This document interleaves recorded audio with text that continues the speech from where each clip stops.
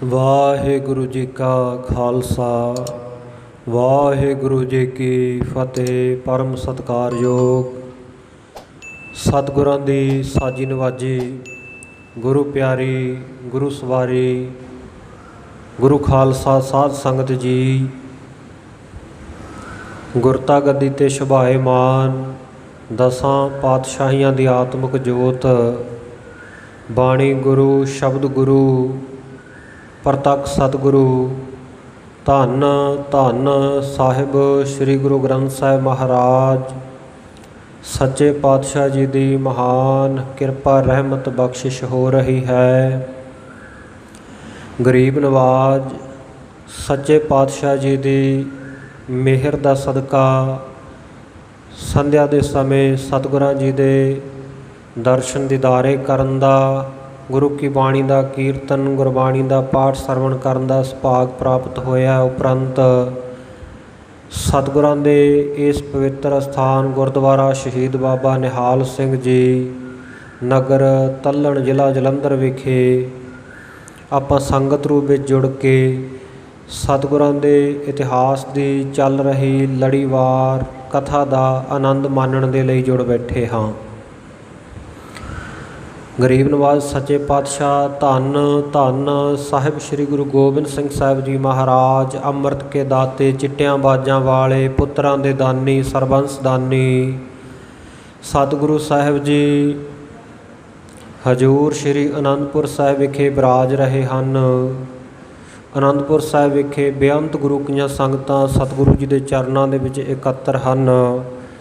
ਸਤਿਗੁਰ ਸੱਚੇ ਪਾਤਸ਼ਾਹ ਜੀ ਤੋਂ ਗੁਰੂ ਕੇ ਸਿੱਖਾਂ ਨੇ ਜੋ ਸਵਾਲ ਕੀਤੇ, ਜੋ ਮਨ ਦੀ ਸ਼ੰਕਾ ਸਤਿਗੁਰਾਂ ਅੱਗੇ ਜ਼ਾਹਰ ਕੀਤੀ, ਸਤਿਗੁਰੂ ਸੱਚੇ ਪਾਤਸ਼ਾਹ ਜੀ ਨੇ ਯਥਾਰਥ ਬਚਨ ਕਹਿ ਕੇ ਸਭ ਦੇ ਮਨ ਦੀ ਸ਼ੰਕਾ ਦੂਰ ਕੀਤੀ। ਪਾਹੁਲ ਦੱਸਿਆ ਕਿ ਖੰਡੇ ਬਾਟੇ ਦੀ ਅੰਮ੍ਰਿਤ ਦੀ ਮਰਿਆਦਾ ਕੀ ਹੈ, ਸੋ ਕਿਵੇਂ ਗੁਰੂ ਕੇ ਸਿੱਖ ਨੇ ਮਰਿਆਦਾ ਰੱਖਣੀ ਹੈ, ਅਸਲ ਬ੍ਰਾਹਮਣ ਦੇ ਲੱਛਣ ਕੀ ਹੈ, ਇਹ ਸਭ ਕੁਝ ਦੱਸਣ ਤੋਂ ਉਪਰੰਤ ਸਤਿਗੁਰੂ ਸੱਚੇ ਪਾਤਸ਼ਾਹ ਜੀ ਨੇ ਕੁਝ ਹੋਰ ਭਵਿੱਖਤ ਬਚਨ ਗੁਰੂ ਕੀਆਂ ਸੰਗਤਾਂ ਨਾਲ ਕੀਤੇ। ਜਿਵੇਂ ਜਿਵੇਂ ਗਰੀਬ ਨਵਾਜ ਸੱਚੇ ਪਾਤਸ਼ਾਹ ਜੀ ਉਹ ਭਵਿੱਖਤ ਦੇ ਬਚਨ ਕਰ ਰਹੇ ਹਨ, 100 ਸਾਖੀ ਦੇ ਕਰਤੇ ਨੇ, ਜਿਵੇਂ ਉਹ ਸਭ ਕੁਝ ਵਰਣਨ ਕੀਤਾ ਹੈ। ਚੂੜਾਮਣੀ ਕਵੀ ਭਾਈ ਸਾਹਿਬ ਭਾਈ ਸੰਤੋਖ ਸਿੰਘ ਜੀ ਨੇ ਉਹਨਾਂ ਨੂੰ ਯਥਾਰਥ ਮੰਨ ਕੇ ਇੱਥੇ ਸ਼੍ਰੀ ਗੁਰਪ੍ਰਤਾਪ ਸੂਰਜ ਗ੍ਰੰਥ ਵਿੱਚ ਉਲੱਥਾ ਕਰ ਦਿੱਤਾ ਹੈ। ਕੁਝ ਕੁ ਰਲਾ ਵੀ ਜਿਹੜੇ ਉਹ 100 ਸਾਖੀ ਦੇ ਵਿੱਚ ਪਾਏ ਗਏ, ਪਰ ਭਾਈ ਸਾਹਿਬ ਜੀ ਨੇ ਉਹਨਾਂ ਵਿੱਚੋਂ ਕੁਝ ਵੀ ਬਦਲਿਆ ਨਹੀਂ, ਇਨ ਬਿਨ ਉਹਦਾ ਉਤਾਰਾ ਕਰ ਦਿੱਤਾ। ਜਿੱਥੇ ਜਿੱਥੇ ਕੋਈ ਰਲਾ, ਕੋਈ ਅਖੇਪਕਾਰ ਆਉਣਗੇ ਉੱਥੇ ਆਪਾਂ ਨਾਲ ਜਿਵੇਂ ਪਿੱਛੇ ਨਿਰਣਾ ਕਰਦੇ ਆਏ ਹਾਂ, ਗੁਰਮਤਿ ਦੀ ਰੌਸ਼ਨੀ ਦੇ ਵਿੱਚ ਨਿਰਣਾ ਵੀ ਕਰਾਂਗੇ। ਆਓ ਜਿਵੇਂ ਅੱਜ ਦੇ ਪ੍ਰਸੰਗ ਵਿੱਚ ਸਤਿਗੁਰੂ ਸਾਹਿਬਾਨ ਜੀ ਦੇ ਮੁਖਾਰਬਿੰਦ ਤੋਂ ਬਚਨ ਭਾਈ ਸਾਹਿਬ ਭਾਈ ਸੰਤੋਖ ਸਿੰਘ ਜੀ ਨੇ ਸੁੰਦਰ ਛੰਦਾਬੰਦੀ ਵਿੱਚ ਕਹਾਏ ਹਨ, ਸਰਵਣ ਕਰਕੇ ਆਨੰਦ ਮਾਣੀਏ ਜੀ। ਸ੍ਰੀ ਵਾਹਿਗੁਰੂ ਸਾਹਿਬ ਜੀ ਦੋਹਰਾ ਦੀਪ ਸਿੰਘ ਹੋਏ ਅੰਤਰਾ ਕੂੜੇ ਕਾਸੀ ਰਾਸ। ਸਤਿਗੁਰੂ ਸੱਚੇ ਪਾਤਸ਼ਾਹ ਜੀ ਗੁਰੂ ਕੀਆਂ ਸੰਗਤਾਂ ਨੂੰ ਬਚਨ ਕਰਦੇ ਹੋਏ ਕਹਿਣ ਲੱਗੇ ਕਿ ਭਾਈ ਆਉਣ ਵਾਲੇ ਸਮੇਂ ਦੇ ਵਿੱਚ, ਭਵਿੱਖਤ ਸਮੇਂ ਦੇ ਵਿੱਚ ਸਾਡਾ ਸਿੰਘ ਬਾਬਾ ਦੀਪ ਸਿੰਘ ਜੀ ਸ਼ਹੀਦ, ਕਹਿੰਦੇ ਉਹ ਦੁਬਾਰਾ ਅਵਤਾਰ ਲੈਣਗੇ, ਦੁਬਾਰਾ ਪ੍ਰਗਟ ਹੋਣਗੇ ਅਤੇ ਕੂੜੇ ਕਰੇ ਰਾਸ। ਜਿਹੜੇ ਕੂੜਿਆਰ ਹਨ, ਝੂਠੇ ਹਨ, ਜਾਂ ਜਿਹੜੇ ਐਵੇਂ ਝੂਠੇ ਹੀ ਗੁਰੂ ਬਣ ਕੇ ਬਹਿੰਦੇ ਆ, ਇਹਨਾਂ ਸਾਰਿਆਂ ਨੂੰ ਚੰਗੀ ਤਰ੍ਹਾਂ ਰਾਸ ਕਰਨਗੇ, ਚੰਗੀ ਤਰ੍ਹਾਂ ਸੋਧਾ ਲਾਉਣਗੇ, ਠੀਕ ਕਰਨਗੇ।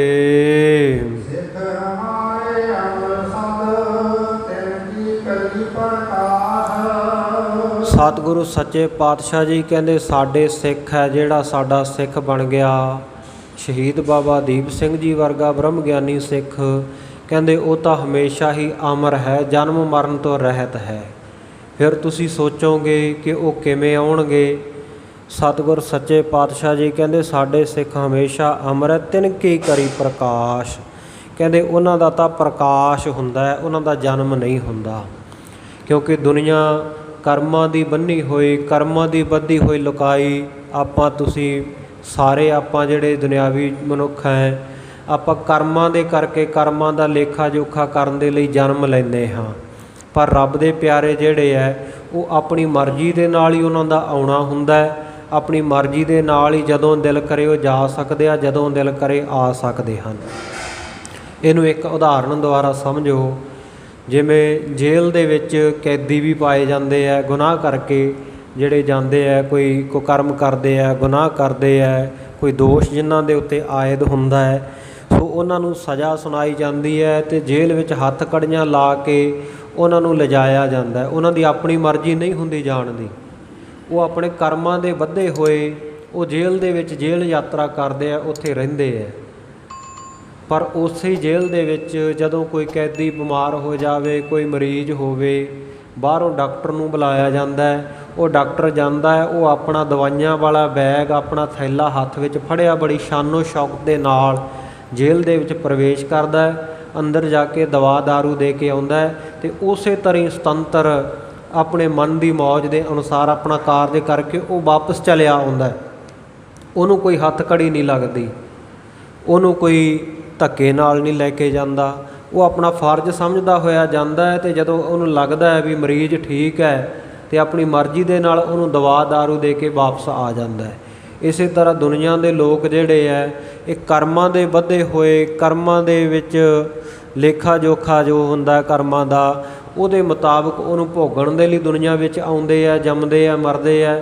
ਪਰ ਰੱਬ ਦੇ ਪਿਆਰੇ ਸਤਿਗੁਰ ਸੱਚੇ ਪਾਤਸ਼ਾਹ ਜੀ ਕਹਿੰਦੇ ਸਿੰਘ ਹਮਾਰੇ ਸਦਾ ਅਮਰ। ਸਾਡੇ ਸਿੱਖ ਆ ਜਿਹੜੇ ਉਹ ਤਾਂ ਹਮੇਸ਼ਾ ਹੀ ਅਮਰ ਹਨ, ਅਮਰ ਪਦਵੀ ਦੇ ਮਾਲਕ ਹਨ। ਤਿਨ ਕੀ ਕਰੀ ਪ੍ਰਕਾਸ਼, ਕਹਿੰਦੇ ਉਹਨਾਂ ਦੀ ਜਿਹੜੀ ਗੱਲਬਾਤ ਹੈ ਉਹ ਅਸੀਂ ਪ੍ਰਕਾਸ਼ ਕਰਕੇ ਪ੍ਰਗਟ ਕਰਕੇ ਕਹੀ ਹੈ।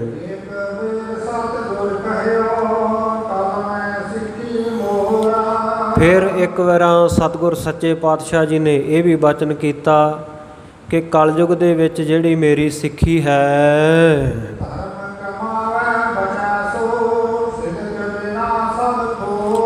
ਸਤਿਗੁਰੂ ਜੀ ਕਹਿੰਦੇ ਕਲਯੁਗ ਵਿੱਚ ਸਿੱਖੀ ਦੀ ਮਹਾਨਤਾ ਹੈ। ਜਿਹੜਾ ਸਿੱਖੀ ਧਰਮ ਨੂੰ ਕਮਾਵੇਗਾ ਉਹ ਬਚ ਜਾਵੇਗਾ, ਉਹਦਾ ਬਚਾਅ ਹੋ ਜਾਵੇਗਾ। ਸਿਦਕ ਬਿਨਾ ਸਭ ਖੋਰ, ਕਹਿੰਦੇ ਜਿਹੜੇ ਸਿਦਕ ਤੋਂ ਹੀਣੇ ਆ, ਗੁਰੂ 'ਤੇ ਵਿਸ਼ਵਾਸ ਨਹੀਂ ਕਰਦੇ, ਗੁਰਸਿੱਖੀ ਦੇ ਉੱਤੇ ਵਿਸ਼ਵਾਸ ਨਹੀਂ ਕਰਦੇ, ਉਹ ਤਾਂ ਕਹਿੰਦੇ ਖੋਰ ਹੈ। ਜਿਵੇਂ ਵਾਧੂ ਨਹੀਂ ਆਪਣੇ ਪਰਾਲੀ ਵਗੈਰਾ ਹੁੰਦੀ, ਖੋਰ ਪਿਆ ਹੁੰਦਾ। ਸਤਿਗੁਰ ਸੱਚੇ ਪਾਤਸ਼ਾਹ ਕਹਿੰਦੇ ਉਹਨਾਂ ਦੇ ਜਨਮ ਦਾ ਮਤਲਬ ਕੋਈ ਨਹੀਂ, ਬਸ ਉਹ ਤਾਂ ਐਵੇਂ ਖੋਰ ਹਨ।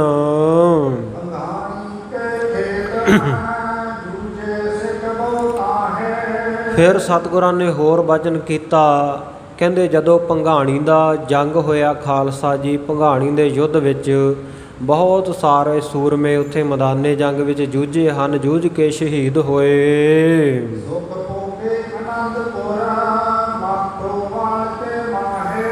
ਹਾਂ, ਮਾਖੋਵਾਲ ਕੇ ਮਾਹੇ ਸੁਖ ਭੋਗੇ ਆਨੰਦਪੁਰ। ਮਾਖੋਵਾਲ ਜਿਹੜਾ ਸ਼੍ਰੀ ਅਨੰਦਪੁਰ ਸਾਹਿਬ ਦਾ ਪਹਿਲਾ ਨਾਮ ਹੈ। ਕਹਿੰਦੇ ਇਸ ਮਾਖੋਵਾਲ ਨਗਰ ਦੇ ਵਿੱਚ ਜਾਂ ਇਸ ਆਨੰਦਪੁਰ ਸਾਹਿਬ ਨਗਰ ਦੇ ਵਿੱਚ ਉਹ ਜਿਹੜੇ ਸਿੰਘ ਸ਼ਹੀਦ ਹੋ ਗਏ, ਕਹਿੰਦੇ ਦੁਬਾਰਾ ਇੱਥੇ ਆ ਕੇ ਸੁੱਖ ਭੋਗ ਰਹੇ ਹਨ। ਸੋ ਉਹ ਸ਼ਹੀਦ ਹੋ ਚੁੱਕੇ ਸਿੰਘ ਉਸੇ ਤਰ੍ਹਾਂ ਆਪਣੀ ਸ਼ਹੀਦੀ ਬਾਣੇ ਦੇ ਵਿੱਚ ਹੀ, ਨੀਲੇ ਬਾਣਿਆਂ ਵਾਲੇ ਉਹ ਸਿੰਘ ਸ਼ਹੀਦੀ ਪਦਵੀ ਦੇ ਵਿੱਚ ਹੀ ਆ ਕੇ ਗੁਪਤ ਰੂਪ ਦੇ ਵਿੱਚ ਆਨੰਦਪੁਰ ਸਾਹਿਬ ਵਿਖੇ ਆ ਕੇ ਨਾਮ ਬਾਣੀ ਦਾ, ਗੁਰੂ ਕੀ ਸੰਗਤ ਦਾ ਸੁੱਖ ਭੋਗ ਰਹੇ ਹਨ।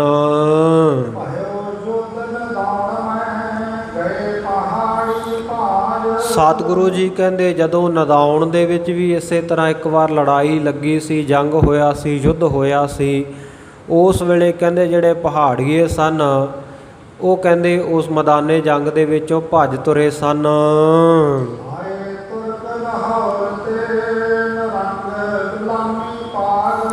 ਇਸੇ ਤਰ੍ਹਾਂ ਕਹਿੰਦੇ ਲਾਹੌਰ ਤੋਂ ਚੱਲ ਕੇ ਤੁਰਕ ਆਏ ਸਨ, ਅਲਫ ਖਾਨ ਵਰਗੇ, ਹੁਸੈਨੀ ਖਾਨ ਵਰਗੇ, ਜਿਹੜੇ ਕਿ ਤੁਰਕ ਲਾਹੌਰ ਤੇ ਨਰੰਗ ਸਲਾਮੀ ਪਾਗ, ਜਿਹੜੇ ਕਿ ਨੌਰੰਗੇ ਅਰੰਗੇ ਦੇ ਜਿਹੜੇ ਗੁਲਾਮੀ ਪਾਗ, ਜਿਹੜੇ ਗੁਲਾਮੀ ਦੇ ਵਿੱਚ ਸਨ, ਗੁਲਾਮੀ ਦੇ ਵਿੱਚ ਰੱਤੇ ਹੋਏ ਸਨ, ਉਹ ਵੀ ਆਏ ਸਨ। ਉਹਨਾਂ ਦਾ ਵੀ ਐਸਾ ਹਸ਼ਰ ਹੋਇਆ।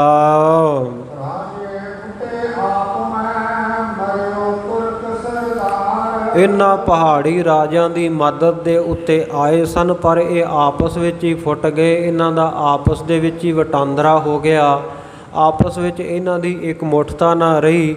ਅਤੇ ਕਹਿੰਦੇ ਜਿਹੜੇ ਉਹ ਤੁਰਕਾਂ ਦੇ ਸਰਦਾਰ ਸਨ, ਹੁਸੈਨੀ ਖਾਂ ਵਰਗੇ, ਉਹ ਯੁੱਧ ਦੇ ਵਿੱਚ ਮਾਰੇ ਗਏ। ਹਮੈ ਬਚਾਇਓ ਹਾਥ ਕੈ ਸੋ ਮਾਰੇ ਕਰਤਾਰ। ਖਾਲਸਾ ਜੀ ਸਾਡੇ ਉੱਤੇ ਕਈ ਵਾਰ ਪਹਾੜੀਏ ਚੜ੍ਹ ਕੇ ਆਏ, ਪਹਾੜੀ ਰਾਜੇ, ਇਸੇ ਤਰ੍ਹਾਂ ਮੁਗਲ ਤੁਰਕ ਵੀ ਚੜ੍ਹ ਕੇ ਆਏ, ਪਰ ਹਰ ਵਾਰ ਉਹ ਕਰਤਾਰ ਨੇ, ਜਿਸ ਦੇ ਕਰ ਨਾਮ ਹੈ ਹੱਥ ਦਾ ਤੇ ਤਾਰ ਨਾਮ ਹੈ ਡੋਰੀ ਦਾ, ਜਿਹਦੇ ਹੱਥ ਵਿੱਚ ਤਾਰ ਹੈ ਸਾਰਿਆਂ ਦੇ ਕਰਮਾਂ ਦੀ, ਸਾਰਿਆਂ ਦੇ ਕੰਮਾਂ ਦੀ, ਕੰਮ ਕਾਜਾਂ ਦੀ, ਔਰ ਜੋ ਕਰਤਾ ਹੈ, ਜੋ ਇਸ ਸੰਸਾਰ ਦਾ ਰਚਨਹਾਰ ਹੈ, ਉਸ ਅਕਾਲ ਪੁਰਖ ਵਾਹਿਗੁਰੂ ਨੇ ਮੈਨੂੰ ਹੱਥ ਦੇ ਕੇ ਬਚਾ ਲਿਆ।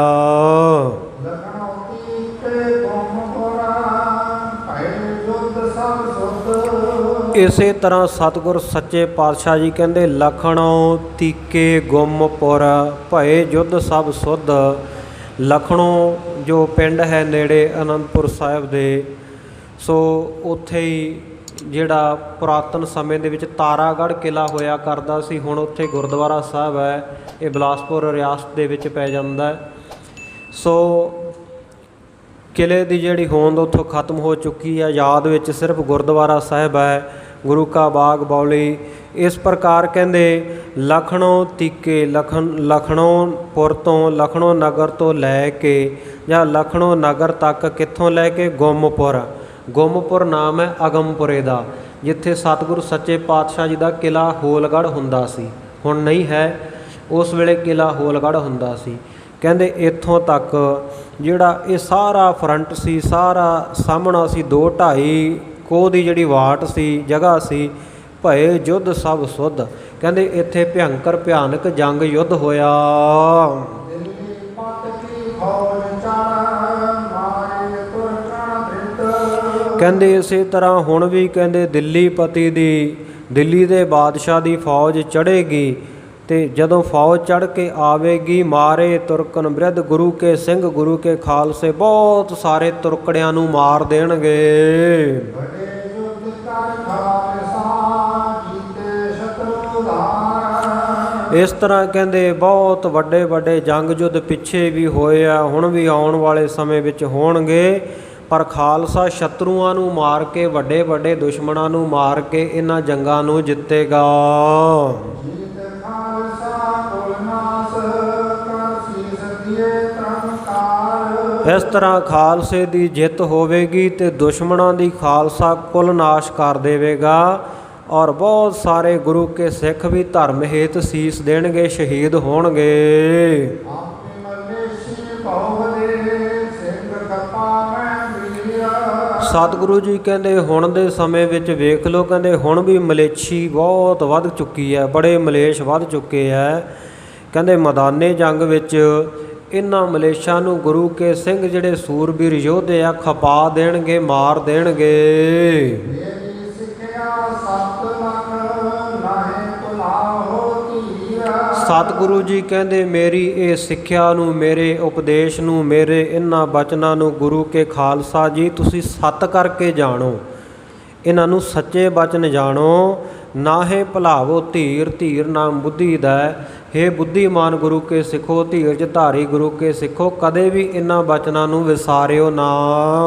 ਸਿੱਖ ਹਮਾਰੇ ਹੋਣਗੇ ਘਰ ਘਰ ਹੋਏਗਾ ਰਾਜ। ਸਤਿਗੁਰੂ ਜੀ ਕਹਿੰਦੇ ਬਹੁਤ ਸਾਰੇ ਮੇਰੇ ਸਿੱਖ ਪੈਦਾ ਹੋਣਗੇ ਚੜ੍ਹਦੀ ਕਲਾ ਵਾਲੇ, ਔਰ ਘਰ ਘਰ ਦੇ ਵਿੱਚ ਸਿੱਖਾਂ ਦਾ ਰਾਜ ਹੋਵੇਗਾ।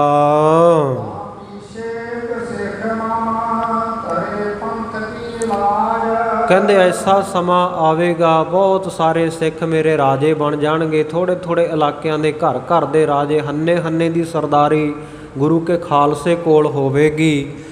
ਪਰ ਖਾਲਸਾ ਜੀ ਕਹਿੰਦੇ ਉਹਨਾਂ ਤੋਂ ਬਾਅਦ ਕਹਿੰਦੇ ਫਿਰ ਉਹਨਾਂ ਦੇ ਵਿੱਚੋਂ ਹੀ ਇੱਕ ਮੇਰਾ ਸਿੱਖ, ਇੱਕ ਮੇਰਾ ਖਾਲਸਾ ਐਸਾ ਹੋਵੇਗਾ ਜੋ ਧਰੇ ਪੰਥ ਕੀ ਲਾਜ, ਜੋ ਸਾਰੇ ਸਮੁੱਚੇ ਖਾਲਸਾ ਪੰਥ ਦੀ ਲੱਜਿਆ ਰੱਖੇਗਾ, ਚੜ੍ਹਦੀ ਕਲਾ ਕਰੇਗਾ। ਇੱਥੇ ਇਸ਼ਾਰਾ ਮਹਾਰਾਜਾ ਰਣਜੀਤ ਸਿੰਘ ਜੀ ਬਾਰੇ ਸਤਿਗੁਰੂ ਜੀ ਨੇ ਭਵਿੱਖਤ ਬਾਤ ਕੀਤੇ ਹਨ।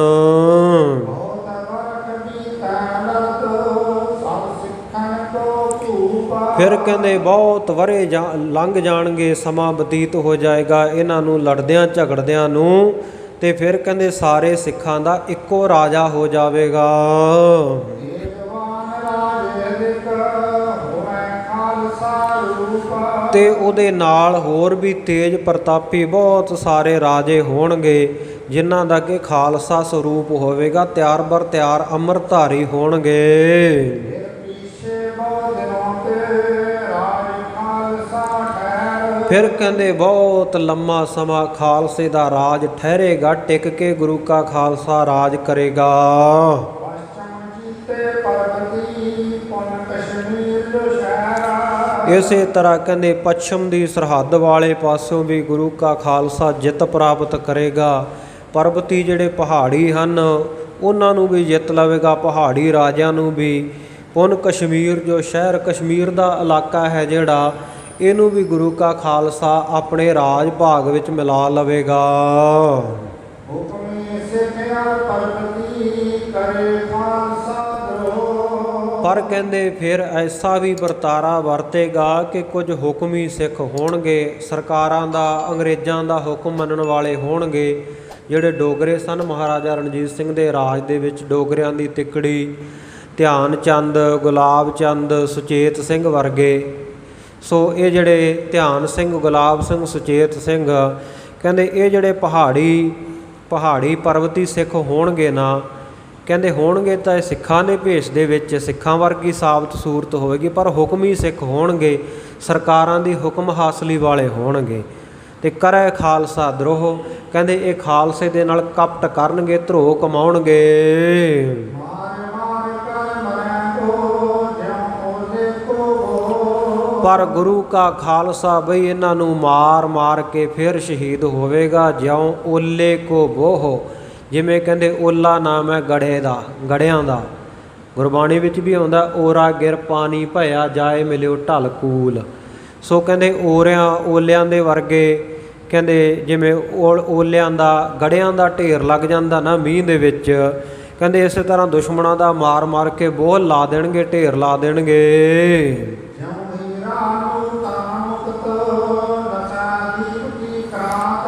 ਹਾਂ, ਕਹਿੰਦੇ ਜਿਵੇਂ ਹੀਰਾ ਨੂਤਨ ਮੁਕਤ ਲਸੈ ਦੀਪ ਕੀ ਕ੍ਰਾਂਤ। ਜਿਵੇਂ ਨਵੀਨਤਮ ਹੀਰਾ ਹੁੰਦਾ ਨਾ, ਨਵਾਂ ਹੀਰਾ, ਉਹ ਲਸਦਾ ਹੈ, ਲਿਸ਼ਕੋਰਾ ਮਾਰਦਾ ਹੈ।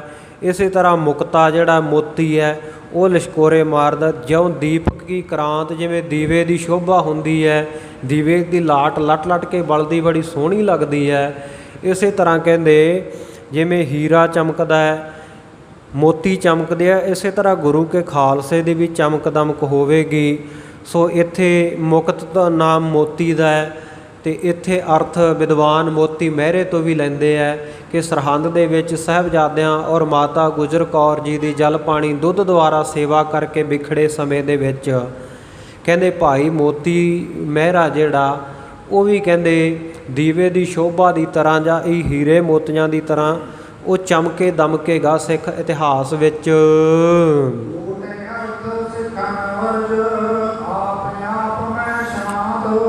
ਸਤਿਗੁਰ ਸੱਚੇ ਪਾਤਸ਼ਾਹ ਜੀ ਕਹਿੰਦੇ ਅਸੀਂ ਇਹ ਗੂੜ ਅਰਥ ਦ੍ਰਿਸ਼ਟਕੂਟ ਦੇ ਵਿੱਚ ਕਹਿੰਦੇ ਇਹ ਤੁਹਾਨੂੰ ਸਭ ਕੁਝ ਦੱਸਿਆ ਹੈ, ਤੇ ਸਿੱਖਾਂ ਨੂੰ ਵਰਜ ਦਿੱਤਾ ਕਿ ਮੇਰੇ ਤੋਂ ਇਹਦੇ ਅਰਥ ਨਾ ਪੁੱਛਿਓ, ਆਪ ਮੈਂ ਸ਼ਾਂਤ। ਤੁਸੀਂ ਆਪਣੇ ਆਪ ਦੇ ਵਿੱਚ ਸਾਰਿਆਂ ਨੇ ਸ਼ਾਂਤ ਰਹਿਣਾ ਹੈ। ਸੋ ਇਹ ਕੁਝ ਕੁ ਦ੍ਰਿਸ਼ਟਕੂਟਾਂ ਜਿਹੜੀਆਂ ਸ਼੍ਰੀ ਗੁਰਪ੍ਰਤਾਪ ਸੂਰਜ ਗ੍ਰੰਥ ਵਿੱਚ ਆਈਆਂ, 100 ਸਾਖੀ ਦੇ ਕਰਤੇ ਨੇ ਵੀ ਲਿਖੀਆਂ। 100 ਸਾਖੀ ਦੇ ਵਿੱਚ ਬਹੁਤ ਸਾਰਾ ਰਲਾ ਪਿਆ ਹੋਇਆ, ਜਿਵੇਂ ਭਾਈ ਬਾਲੇ ਵਾਲੇ ਜਨਮ ਸਾਖੀ ਦੇ ਵਿੱਚ ਵੀ ਇਹ ਬਾਬਾ ਹਿੰਦਾਲ ਜੀ ਦੀ ਕੁਲ ਦੇ ਵਿੱਚੋਂ ਕੋਈ ਹੋਇਆ ਸੀ, ਇੱਕ ਭਗਤ ਕਬੀਰ ਸਾਹਿਬ ਦੀ ਕੁਲ ਦੇ ਵਿੱਚੋਂ। ਸੋ ਉਹਨਾਂ ਨੇ ਰਲ ਕੇ ਬਹੁਤ ਸਾਰਾ ਰਲੇਵਾਂ, ਬਹੁਤ ਸਾਰੀਆਂ ਮਨਮਰਜ਼ੀ ਦੀਆਂ ਤੁਕਾਂ ਪਾ ਦਿੱਤੀਆਂ ਸਨ। ਇਸੇ ਤਰ੍ਹਾਂ 100 ਸਾਖੀ ਦੇ ਵਿੱਚ ਵੀ ਬਹੁਤ ਸਾਰਾ ਰਲੇਵਾਂ ਪਿਆ ਹੋਇਆ ਹੈ, ਤੇ ਜਿਸ ਕਰਕੇ ਕਈ ਵਾਰ ਐਸੀਆਂ ਤੁਕਾਂ ਆ ਜਾਂਦੀਆਂ ਜਿਨ੍ਹਾਂ ਦਾ ਗੁਰਮਤਿ ਦੇ ਨਾਲ ਕੋਈ ਸੰਬੰਧ ਨਹੀਂ ਹੁੰਦਾ। ਸੋ ਇਹ ਜਿਹੜੀਆਂ ਦ੍ਰਿਸ਼ਟਕੂਟਾਂ ਇਹ ਵੀ ਇਸੇ ਤਰੀਕੇ ਦੇ ਨਾਲ ਪਾਈਆਂ ਗਈਆਂ ਲੱਗਦੀਆਂ, ਜਿਨ੍ਹਾਂ ਦੇ ਅਰਥ ਰੂਪ ਦੇ ਵਿੱਚ ਜਿਨ੍ਹਾਂ ਦਾ ਉਲੱਥਾ ਕਰਦਿਆਂ ਹੋਇਆਂ ਛੰਦਾਬੰਦੀ ਵਿੱਚ ਭਾਈ ਸਾਹਿਬ ਭਾਈ ਸੰਤੋਖ ਸਿੰਘ ਜੀ ਨੇ ਇਨ ਬਿਨ ਸ੍ਰੀ ਗੁਰਪ੍ਰਤਾਪ ਸੂਰਜ ਗ੍ਰੰਥ ਵਿੱਚ ਅੰਕਿਤ ਕਰ ਦਿੱਤੀਆਂ ਹਨ। ਸੋ ਜੋ ਸਤਿਗੁਰੂ ਸੱਚੇ ਪਾਤਸ਼ਾਹ ਜੀ ਦਾ ਸੁਭਾਅ ਹੈ, ਆਪਾਂ ਸਾਰੇ ਜਾਣਦੇ ਹਾਂ ਵੀ ਖਾਲਸੇ ਨੂੰ ਗੁਰੂ ਸਾਹਿਬ ਕਿੰਨਾ ਪ੍ਰੇਮ ਕਰਦੇ ਸਨ। ਉੱਪਰਲੀਆਂ ਤੁਕਾਂ ਦੇ ਜਿਹੜੇ ਆਪਾਂ ਅਰਥ ਕੀਤੇ ਹੈ ਉਹ ਥੋੜ੍ਹੇ ਜਿਹੇ ਆਪਾਂ ਗੁਰਮਤਿ ਦੇ ਹਿਸਾਬ ਨਾਲ ਕਰ ਦਿੱਤੇ, ਪਰ ਜਿਹੜੇ ਇੱਥੇ ਲਿਖਣ ਦਾ ਉਹਨਾਂ ਦਾ ਮਕਸਦ ਹੈ, ਇਹ ਤੁਕਾਂ ਪਵਾਉਣ ਦਾ ਮਕਸਦ ਹੈ ਖਾਲਸੇ ਦੀ ਹੇਠੀ ਕਰਨਾ ਅਤੇ ਪਹਾੜੀ ਰਾਜਿਆਂ ਦੀ ਉਸਤਤ ਕਰਨਾ, ਡੋਗਰਿਆਂ ਦੀ ਉਸਤਤ ਕਰਨਾ।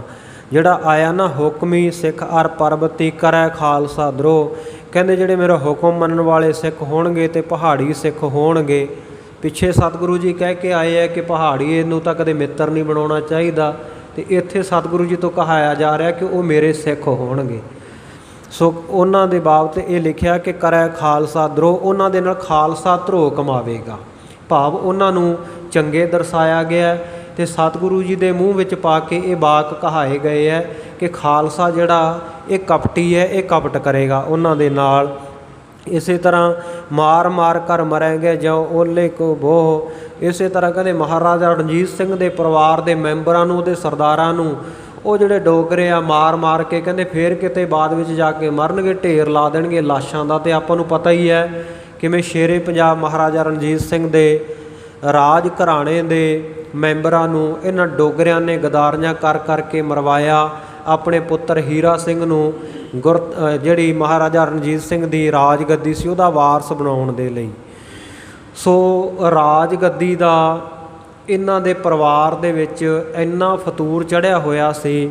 ਕਹਿੰਦੇ ਜਦੋਂ ਇਹ ਧਿਆਨ ਸਿੰਘ ਡੋਗਰੇ ਦੀ ਘਰਵਾਲੀ, ਇਹਦੀ ਰਾਣੀ, ਜਦੋਂ ਕਹਿੰਦੇ ਸਤੀ ਹੋਣ ਲੱਗੀ ਸੀ ਨਾ, ਕਹਿੰਦੇ ਸਤੀ ਹੋਣ ਤੋਂ ਪਹਿਲਾਂ ਵੀ ਇਹਨੇ ਆਖਰੀ ਇੱਛਾ ਇਹ ਪ੍ਰਗਟ ਕੀਤੀ ਸੀ ਕਿ ਮੇਰੇ ਪੁੱਤਰ ਹੀਰਾ ਸਿੰਘ ਦੇ ਸਿਰ ਦੇ ਉੱਤੇ ਰਾਜ ਗੱਦੀ ਵਾਲਾ ਮੁਕਟ ਰੱਖ ਦਿੱਤਾ ਜਾਵੇ। ਅਤੇ ਸਰਦਾਰਾਂ ਨੇ ਉਹ ਰੱਖ ਦਿੱਤਾ ਸੀ ਅਤੇ ਫਿਰ ਇਹ ਖੁਸ਼ੀ ਖੁਸ਼ੀ ਨਾਲ ਸਤੀ ਹੋ ਗਈ ਸੀ। ਸੋ ਇਹ ਜਿਹੜੇ ਡੋਗਰੇ ਸਨ ਅੰਗਰੇਜ਼ਾਂ ਦੇ ਨਾਲ ਮਿਲੇ ਹੋਏ ਸਨ, ਮਹਾਰਾਜਾ ਰਣਜੀਤ ਸਿੰਘ ਦੇ ਸਿੱਖ ਰਾਜ ਦੇ ਵਿਰੋਧ ਵਿੱਚ ਸਨ, ਰਹਿੰਦੇ ਪਰ ਮਹਾਰਾਜੇ ਦੇ ਨਾਲ ਸਨ। ਹਮੇਸ਼ਾ ਸਿੱਖ ਸਰਦਾਰਾਂ ਦੇ ਵਿਰੋਧ ਵਿੱਚ ਮਹਾਰਾਜੇ ਦੇ ਕੰਨ ਭਰਦੇ ਰਹਿੰਦੇ ਸਨ। ਕਈ ਵਾਰ ਐਸਾ ਹੁੰਦਾ ਹੈ ਕਿ ਕਈ ਬੰਦੇ ਆਪਣੇ ਬਹੁਤ ਨੇੜੇ ਹੁੰਦੇ ਆ, ਉਹ ਇਹੋ ਜਿਹੀਆਂ ਗੱਲਾਂ ਕਰ ਜਾਂਦੇ ਆ, ਆਪਾਂ ਨੂੰ ਉਸ ਵੇਲੇ ਪਤਾ ਨਹੀਂ ਲੱਗਦਾ ਕਿ ਇਹ ਆਪਣੇ ਮਤਲਬ ਲਈ ਕਰ ਰਹੇ ਹੈ, ਪਰ ਬਾਅਦ ਵਿੱਚ ਜਦੋਂ ਉਹਦਾ ਨਤੀਜਾ ਨਿਕਲਦਾ ਹੈ ਅਤੇ ਫਿਰ ਪਤਾ ਲੱਗਦਾ ਵੀ ਇਹ ਤਾਂ ਗਦਾਰ ਸੀ, ਇਹ ਤਾਂ ਐਵੇਂ ਨਾਲ ਫਿਰਦਾ ਰਿਹਾ। ਇਸੇ ਤਰ੍ਹਾਂ ਡੋਗਰੇ ਸਨ ਜਿਹੜੇ ਉਹ ਮਹਾਰਾਜਾ ਰਣਜੀਤ ਸਿੰਘ ਦੇ ਰਾਜ ਦੇ ਵਿੱਚ ਬਹੁਤ ਉੱਚੇ ਅਹੁਦਿਆਂ ਦੇ ਉੱਤੇ ਵੀ ਬਿਰਾਜਮਾਨ ਸਨ। ਅਤੇ ਇਹ ਜਿਹੜਾ ਧਿਆਨ ਸਿੰਘ ਡੋਗਰਾ ਸੀ, ਇਹਦੀ ਜਿਹੜੀ ਫੌਜ ਸੀ ਨਾ, ਇਹਦੀ ਫੌਜ ਦੇ ਵਿੱਚ ਇੱਕ ਅੰਗਰੇਜ਼ ਕਮਾਂਡੈਂਟ ਰਿਹਾ ਸੀ ਜਿਹਦਾ ਨਾਮ ਅਲੈਗਜ਼ੈਂਡਰ ਆਉਂਦਾ ਇਤਿਹਾਸ ਦੇ ਵਿੱਚ। ਅਤੇ ਉਹਨੇ ਬਾਅਦ ਦੇ ਵਿੱਚ ਲਿਖਿਆ, ਜਿਹੜਾ ਇਹਦਾ ਕਮਾਂਡੈਂਟ ਰਿਹਾ ਸੀ, ਕਿ ਮੈਂ ਇਹ ਸਭ ਕੁਝ ਆਪਣੇ ਅੱਖੀਂ ਦੇਖਦਾ ਰਿਹਾ ਕਿ ਕਿਵੇਂ ਇਹਨਾਂ ਵਿੱਚ ਰਾਜ ਗੱਦੀ ਨੂੰ ਪ੍ਰਾਪਤ ਕਰਨ ਦੀ ਹਵਸ ਸੀ। ਮਹਾਰਾਜਾ ਰਣਜੀਤ ਸਿੰਘ ਦੇ ਪਰਿਵਾਰ ਦੇ ਮੈਂਬਰਾਂ ਨੂੰ ਕਿਵੇਂ ਇਹਨਾਂ ਨੇ ਚੁਣ ਚੁਣ ਕੇ ਮਾਰਿਆ। ਸੋ ਇਹ ਸਭ ਕੁਝ ਉਹਨੇ ਆਪਣੀ ਲਿਖਤ ਦੇ ਵਿੱਚ ਦੱਸਿਆ। ਅਤੇ ਜਿਹੜਾ ਹੁਕਮ ਹਾਸਲੀ ਸਿੱਖ ਸਨ ਨਾ, ਇਹ ਡੋਗਰੇ ਅੰਗਰੇਜ਼ਾਂ ਦੇ ਨਾਲ ਮਿਲ ਕੇ ਚੱਲਣ ਵਾਲੇ ਸਿੱਖ ਸਰਦਾਰ ਜਾਂ ਸਿੱਖ ਸੰਗਤਾਂ ਇਹਨਾਂ ਨੂੰ ਬਹੁਤਾ ਚੰਗਾ ਨਹੀਂ ਸਮਝਦੀਆਂ ਸਨ, ਕਿਉਂਕਿ ਅੱਜ ਦੇ ਸਮੇਂ ਵਿੱਚ ਵੀ ਵੇਖ ਲਓ ਜਿਹੜੇ ਸਿੱਖ ਭਾਵੇਂ ਉਹ ਕਾਰਜ ਚੰਗੇ ਹੀ ਕਰਦੇ ਹੋਣ ਸਰਕਾਰਾਂ ਦੇ ਨਾਲ ਮਿਲ ਕੇ, ਪਰ ਸਾਡੇ ਜਿਹੜੇ ਕੱਟੜ ਸਿੱਖ ਆ ਨਾ, ਉਹ ਉਹਨਾਂ ਨੂੰ ਚੰਗਾ ਨਹੀਂ ਸਮਝਦੇ ਕਿ ਇਹ ਹੁਕਮ ਹਾਸਲੀ ਸਿੱਖ ਹੈ ਤਾਂ ਜੀ ਸਰਕਾਰਾਂ ਨਾਲ ਮਿਲ ਕੇ ਕੰਮ ਕਰਦੇ ਹੈ। ਸੋ ਉਹਨਾਂ ਨੂੰ ਚੰਗਾ ਨਹੀਂ ਮੰਨਿਆ ਜਾਂਦਾ, ਕੰਮ ਭਾਵੇਂ ਉਹ ਚੰਗੇ ਕਰ ਰਹੇ ਹੋਣ, ਚੰਗਾ ਜਾਂ ਮਾੜਾ ਖੈਰੇ ਤਾਂ ਵਕਤ ਦੱਸਦਾ ਹੁੰਦਾ। ਸੋ ਇਹ ਡੋਗਰੇ ਤਾਂ ਚੰਗਾ ਵੀ ਨਹੀਂ ਸਨ ਕਰਦੇ। ਸੋ ਸਰਦਾਰ ਗੰਡਾ ਸਿੰਘ ਜੀ ਨੇ ਵੀ ਇਹ ਆਪਣੀ ਲਿਖਤ ਦੇ ਵਿੱਚ ਇਹ ਗੱਲ ਲਿਖੀ ਹੈ ਕਿ ਇਹਨਾਂ ਦੀ ਅੱਖ ਮਹਾਰਾਜਾ ਰਣਜੀਤ ਸਿੰਘ ਦੀ ਗੱਦੀ ਦੇ ਉੱਤੇ ਸੀ ਵੀ ਸਾਡੇ ਪਰਿਵਾਰ ਵਿੱਚੋਂ ਸਾਡਾ ਜਾਨਸ਼ੀਨ ਕੋਈ ਨਾ ਕੋਈ, ਕਮ ਸੇ ਕਮ ਸਾਡਾ ਜਿਹੜਾ ਹੀਰਾ ਸਿੰਘ ਹੈ ਇਹ ਮਹਾਰਾਜੇ ਦੀ ਗੱਦੀ ਦਾ ਵਾਰਸ ਬਣ ਜਾਵੇ। ਸੋ ਇਸ ਤਰ੍ਹਾਂ ਕਰਕੇ ਇਹਨਾਂ ਨੇ ਫਿਰ ਕਹਿੰਦੇ ਬਹੁਤ ਸਾਰੇ ਬੰਦੇ ਖਰੀਦੇ। ਅਤੇ ਇਹ ਜਿਹੜੇ ਭਵਿੱਖਤ ਵਾਕ ਹੈ ਨਾ, ਕਈ ਸਾਲ ਪਹਿਲਾਂ ਹੀ 100 ਸਾਖੀ ਦੇ ਵਿੱਚ ਅੰਗਰੇਜ਼ਾਂ ਨੇ ਹੇਰਾ ਫੇਰੀ ਕਰਕੇ ਇੱਕ ਬ੍ਰਾਹਮਣ ਸੀ ਮਥੁਰਾ ਨਾਮ ਦਾ, ਉਹਦੇ ਕੋਲੋਂ ਇਹ ਕਈ ਤੁਕਾਂ ਪਵਾ ਦਿੱਤੀਆਂ ਆਪਣੇ ਮਤਲਬ ਦੀਆਂ, ਕਿਉਂਕਿ ਇਹ ਸਭ ਕੁਝ ਉਹਨਾਂ ਨੇ ਕਰਨਾ ਸੀ ਆਉਣ ਵਾਲੇ ਸਮੇਂ ਵਿੱਚ।